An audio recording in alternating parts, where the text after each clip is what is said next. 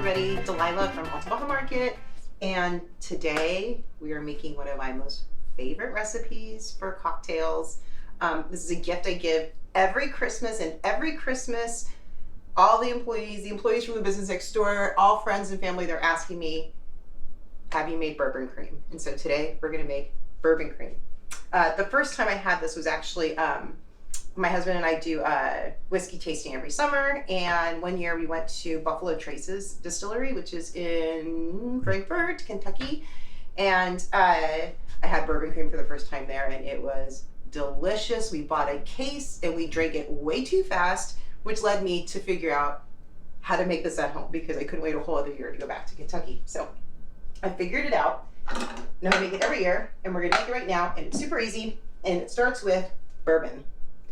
And don't use Buffalo Trace. I mean, you can use Buffalo Trace, but you're gonna be adding all this other stuff to it. So you don't wanna get some super fancy schmancy, super expensive bourbon. You're adding a whole bunch of other stuff there, and I'm guaranteeing you're gonna drink it so fast.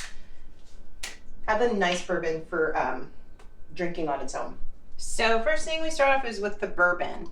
And the recipe calls for 1.5 cups, but I am doubling it, so don't say, hey, I see you doing 3 cups, what's going on? I'm doubling it because we love this stuff. If I'm gonna go ahead and make it, oops, kind of messy, getting sloppy here. We really like it here in our house, so why would I make 1 when I can make 2, right? Obviously, don't be as messy as me. Okay, a little bit extra for good luck. For the homies. For the homies. Now 3/4 of a cup cream. I do have a vegan version of this. I will share it in another episode. Maybe we'll do some vegan cocktails. But right now, cream. And I'm not talking half and half. I'm not talking milk. Did you see how thick that was? Cream. Real heavy cream. I'm kind of thinking I should triple this recipe, huh? Okay. Anyways, 1 can of sweetened condensed milk.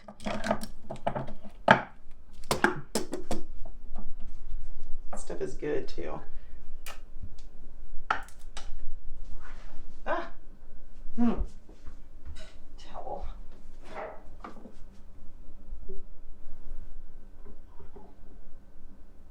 Oh, well, now we're getting one more. I have to add 1 more of these too.